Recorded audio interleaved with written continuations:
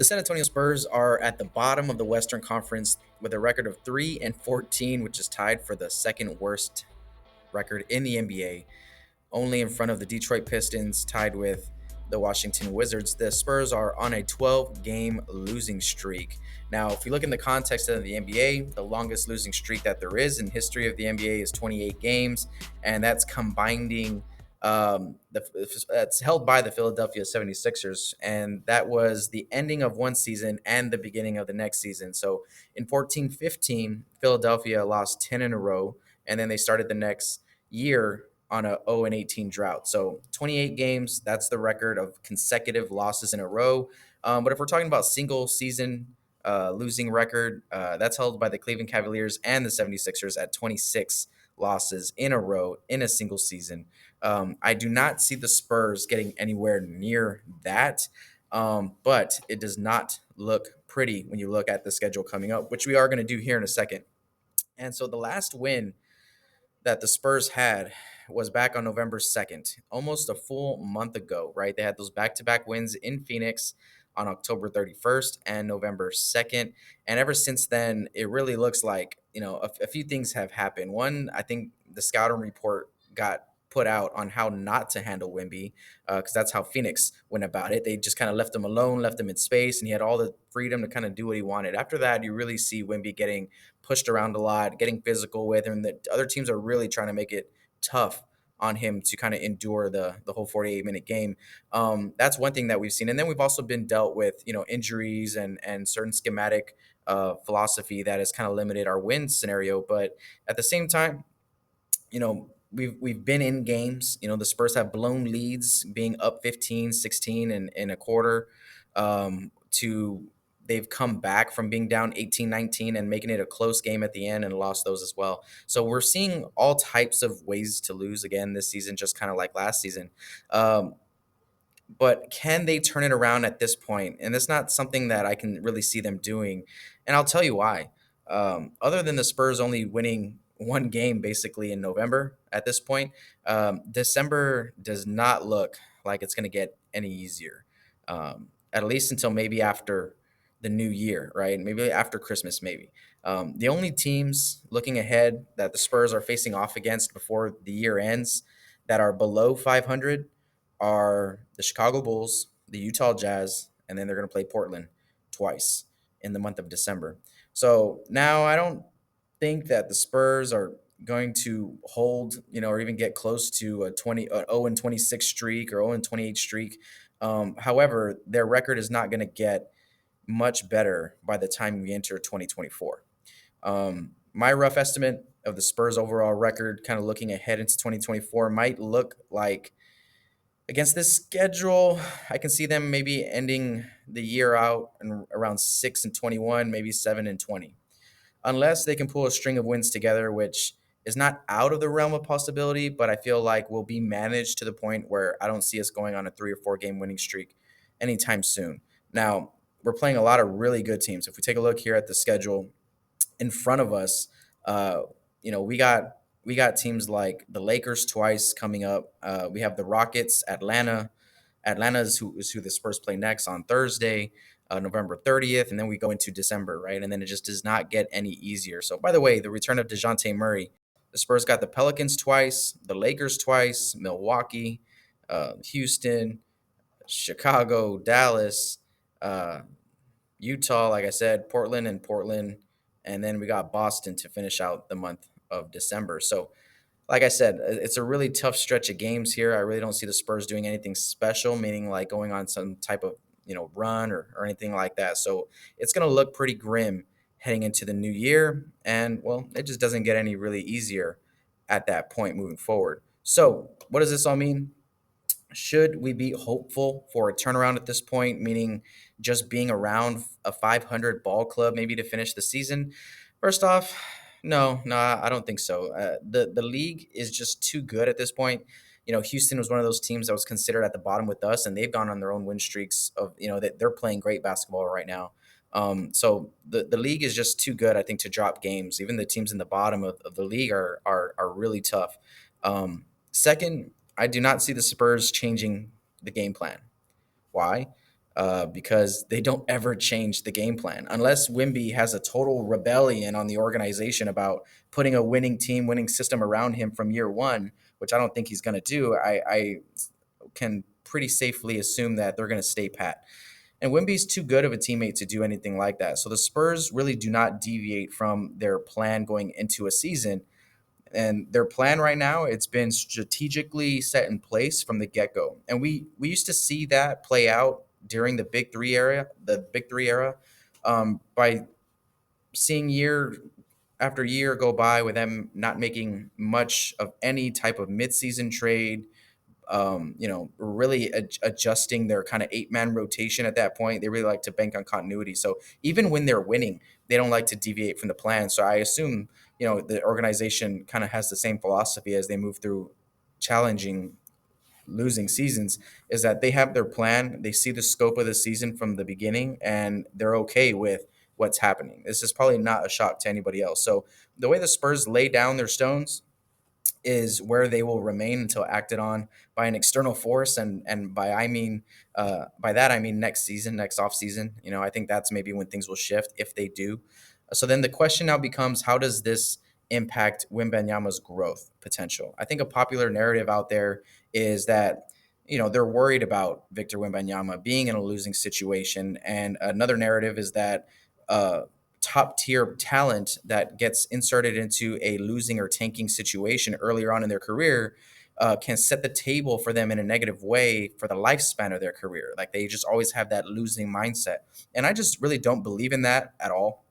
First off, because in this situation with Victor, it's because he's with the organization itself, right? The Spurs. The Spurs rely on a few things. They rely on integrity, success, and caring to build their organization. Especially when this organization, you have Tim Duncan, Tony and Manu, Sean Elliott, all these people that are still a part of the kind of day to day, week in, week out operations and kind of developmental process around Wembanyama. I'm pretty sure that they're guiding him through these tough times where, as you put a player on the process 76ers, like we've heard Iggy and Evan Turner, Andre Iguodala, and them talk about how it was very bad culture. Like, it was just very, very shady, and a very toxic environment. And that happens to teams, and play really good. Unfortunately, that happens to really good players that get put on bad organizations, not just bad teams losing wise, but bad organizations, right? There's a difference. And so this scenario that we need to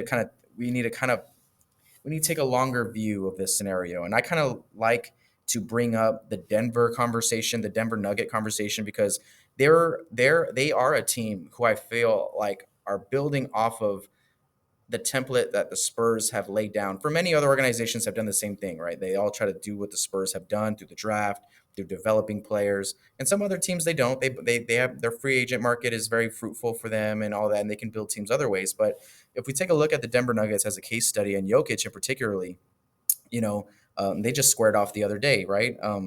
Jokic was drafted in 2014, and they didn't make the playoffs until 4 years later. Now, he wasn't a number one overall pick, but I think right off the bat, they knew he had that type of talent within the organization. So during these 4 years, during this time, that is when they went ahead and took shots at Murray in 2016, Kevin Porter Jr. in 2018. So like those are two of their main pieces that are on their roster currently on their championship roster, but they had many other picks along the way after Jokic and before they got into the playoffs, until they got into the playoffs in 2016, 17, right? I believe. So they drafted guys like Monte Morris, Malik Beasley, Juan Hernan Gomez, Yusuf Nurkic, right? Who got dealt to Portland because they decided on giving Jokic that kind of guy, that responsibility. So it's not a guarantee every year that even when you have the guy you feel like is your cornerstone piece, that in the next few years you're going to get that guy, the next draft pick will be the one that's going to be a focal piece of your team moving forward. So the Spurs, kind of in the same kind of vein, and also like in the vein of OKC, have required all these draft assets, right? And so the Spurs have set themselves up over the next 4 to 6 years to have a lot of shots at getting another maybe two or three all NBA, all star, main focal piece cornerstones of their program moving forward. to put this championship together, right? So that might take 2 years, 3 years, 4 years. You just really don't know. But I really feel confident about that window scope being around that 2 to 3, 4 more years from now. And I like in what the Spurs have done with that draft equity and organizational behavior. Um, to follow in this kind of blueprint that Denver has kind of done and OKC has done over the past few years, rather than trying to accelerate the process and end up somewhere in the middle of the pack for a few different years because we didn't have our own pieces to build with, right? Or with assets to acquire talent like that. Um, well, all this being said, you might say, well, Tim Duncan was drafted and right away was an All NBA guy, a champion right off the bat. And those are just two different scenarios to compare. It's not fair to kind of compare Wemby to Tim Duncan. And honestly, like the team they came into the team that Timmy came into was ready to compete right away. They already had another number one pick in David Robinson, right? So it's important to remember that David Robinson and Tim Duncan are two totally different players than Wemby, right? Timmy and David both came into the league basically like full grown men. David Robinson was 2 years in the Navy when we drafted him, right? 2 years in the Navy after we drafted him, and then he came into the NBA. I mean, that's a grown man mentality. Tim Duncan was 21 years old, did his 4 years at Wake Forest. So Wemby is 19. It's just a different ballpark. Robinson's rookie season, he started all 81 games, and the Spurs were 56 and 26. And then 8 years later, they were able to get Tim Duncan, right? And then the championship started coming. So the timeline for Wemby, it's not going to accelerate this season, maybe even possibly next season, unless things fall exactly where they need to, and the coaching staff and Wembanyamas are confident enough that they can get to at minimum a 40 win game season, 40 to 45 win game season. I don't think until they're that confident is when that kind of that pivot will happen. And so Wemby, he cares a lot about winning. He hates losing. And I was watching that Alfarine Shangoon episode on the Podcast P show on YouTube the other day, and Shangoon said something really interesting in that episode. He talked about how European players have a hard time losing games, and losing is a big deal in other leagues around the world. And here in the NBA, it's just another grain of sand on the beach of an 82 game season, right? And you have to have a short term memory in order to not let it get to you and affect your play game after game after game when you're in those type of scenarios. And a lot of veteran players around Shangoon kind of kept telling him like, hey, it's all right, it's all right. But for him, it would eat at him. And that's because winning's a big deal, because coaches, it's just a different ball game over there in other leagues. It's not such a high turnaround of season to season, and coaching and all. Coaches have a lot of power, and when coaches have a lot of power, like the wins become even more important, right? So I feel like Wemby is kind of going through something similar right now.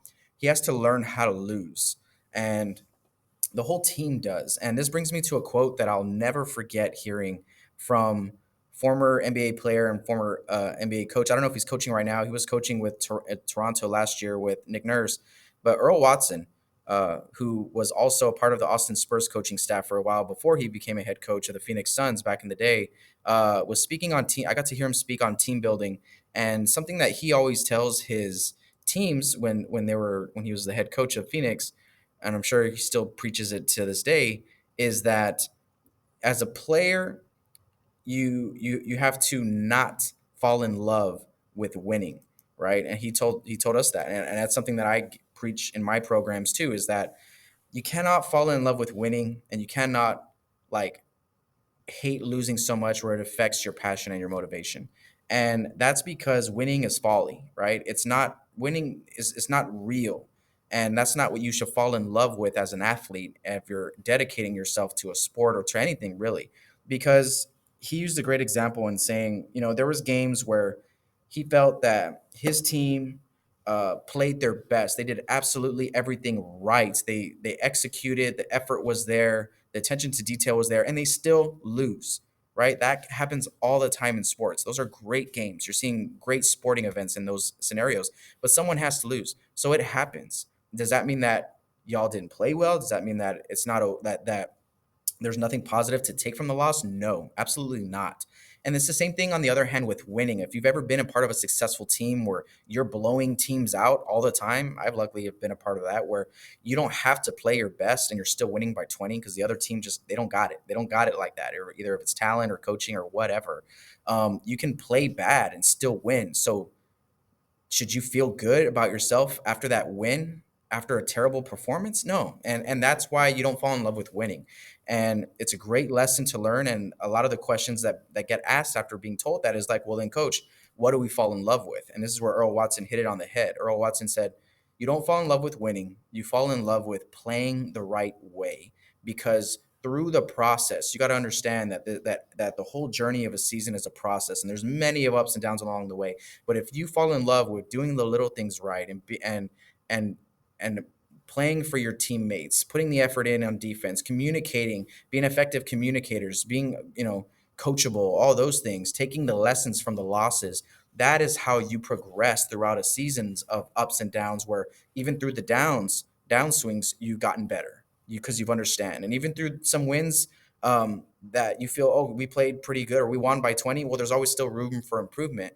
And that's the mindset that you have to have. It's a growth mindset, knowing that no matter what happens, you're in it for the journey and you're in it because you love to play and do things the right way. And I feel like that's what is going to be taught and to Wembanyamas this season. And that's because he is such a competitor and he's spoken on this multiple times that he loves winning. It's the favorite thing of his in life. And I feel like that needs to be brought down a little bit because this is the NBA. It's very, very, very hard to win. And if you're going to play 15 years in the NBA, hopefully you win 2, 4 championships, 5 championships. That's like 10 years of not winning. You know what I mean? So, you got to keep going. Giannis had a great quote this past year on that as well. But I'm sure the Spurs are preaching this not only this season, but for the past few seasons for these guys that have been in the locker room and have had to endure these past few years. But especially for Wembanyama moving forward, I can really hope that that's the kind of voice that's the messages that he's hearing, not just from coaches, but former players and his teammates. So once he buys into the process, excuse me, then I think we're going to be just fine. And what are we getting out of this year besides hopefully another top 3 pick, possibly another number 1 pick? It is not out of the realm of possibility at this point. So just think about that. We'll be in a bright well, let me just other than that, let me just say this. In a bright neon sign, caution, development in progress. And not just the development of the players, but the actual development of the offensive and defensive strategies of the future. Coach Pop talks about it all the time about not putting Wembanyama in a box or on a certain game plan, using a pre-existing formula for Wemby because there hasn't been a Wemby before. So that's very smart in my opinion. So this year, though, however, is possibly the next year, it provides the actual sample size and the data that is needed, that they can really look at and mine in the offseason to build the set list, if you will, the set list of plays to run, the defensive matchups that we're going to look to target every single game, or even where and who to draft to maximize the needs that are still left unfulfilled. And we don't know what those needs are. We got to see the sample first. And so it's a very smart approach. So what this means for Wembanyama in year one is just freedom, ultimate freedom. No one's ever had a year one freedom like Wemby in the Spurs organization. But with more freedom comes less coaching, right? For now. So I will finish this episode with my thoughts on Pop's message to the crowd who were booing Kawhi Leonard at the free throw line this past game against the Clippers. I do have mixed feelings about this. First off, let me just say that um, I love Coach Pop, love the organization, love what they stand for and what they represent, and that's integrity, like we spoke about before. That's a pillar of every single department within the organization: success and caring. Those are the 3 things that they stand on and what have built that organization. It's been very successful since then. So it's what the culture, like I just said, is built upon. And in this case, we're focusing on the integrity of this situation. So, which is clearly what bothered Coach Pop enough to act in that case. So now it's about, was the action correct? Or was it crossing a certain line between fan bases and sports, right? In sport in general. So let's start with the fans. I would argue that naturally the Spurs fan base is one of the most, I would say, tamest when considering other fan bases like Boston's fan base. You always hear stories about Philly, New York, the Lakers, etc. Booing is like the minimum of reactions that a fan base can actually do. Uh, you know what I mean? Like I think in other fan bases, you get a lot more than that. You get a lot of profanity, a lot of really personal attacks. You get a lot of stuff like that. And Kawhi, well, he doesn't play for the Spurs anymore. And that's just a fact. And if we want to do a study now of who gets booed and who doesn't get booed at the free throw line in the Frost Bank Center to see if the integrity was really in question, we can see we can look into that, I guess. But Pop argues the point that he's a former Spur and that we need to honor and respect those players because otherwise that's not who we are as an organization. And again, emphasizing the reach of a professional sports team on their relationship with its community that they're in. This is a great kind of case study because it's a very strong opinion, and you know, in terms of connectivity between organization and fan bases, the Spurs are up at the top with just about any other team in the league, maybe even any other sport or team in any other sport in the world. Um, the connection is strong. So I'll tell you this: if the Spurs are playing against, let's just say the Lakers, right, in a playoff series, and let's say that one day in that series, DeJounte Murray is the point guard of that Lakers team, and or Keldon Johnson's on that team for, or DeMar DeRozan or whoever, and they're at the free throw line, they're not going to get cheered on, and respect is not going to be given to them just because they were a former Spur. Okay, they will get booed. It's just a part of the game, and to me, Coach Pop doing what he did, it showed a little bit of remorse maybe on the organization on how they kind of regret how it all went down, or else it would have maybe just been addressed after the game in the post media conference, just like anything else. Pop could have explained how he wasn't satisfied with that type of behavior after the game.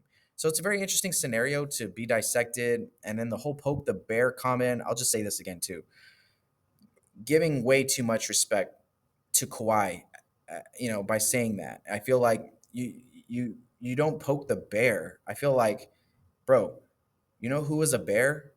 Kobe, LeBron, Dirk, right? All these guys that we went to war against over the past years, and they got booed pretty bad within the AT&T Center. I mean, and formerly the AT&T Center. So the players on the court should definitely not poke the bear, like in terms of like you don't want Keldon getting all in Kawhi's face saying, "Yeah, I'm the man now. I'm the man. You ain't nothing. You ain't." That's poking the bear. But for the fans, that's a different story all in general. I respect the message of integrity that Coach Pop was trying to relay onto the to fan base, and it's just questionable the delivery. That's all. So I'm not someone who personally hates Kawhi. I was a huge Kawhi fan. Still kind of am. When he was here, though, I had very high hopes for him, and high. I saw it year one. I saw the Jordan comparisons year one. I saw the abilities year one. I saw the potential if he can harness those athletic abilities with skill and mindset. He just had it all, and so I respect Kawhi. I have no hatred against him. Um, and also, I have no hate against the Spurs for how they handled this situation. And I don't know anything about it. No one knows the real details yet. Maybe in the future we'll know. But at this point, I'm just a bystander, so I don't take sides or whatever. I wish him the best, and he is proving he's one of the best in the league still. And the Spurs are on their way to do something new. So, that's all I have to say, guys, on this episode. I hope you enjoyed it, enjoyed the insight. Oops, excuse me. I hope you enjoyed the insight and the content. If you are enjoying this, go ahead and hit that subscribe button and like the video, and I'll catch you guys on the next one. Adios, amigos.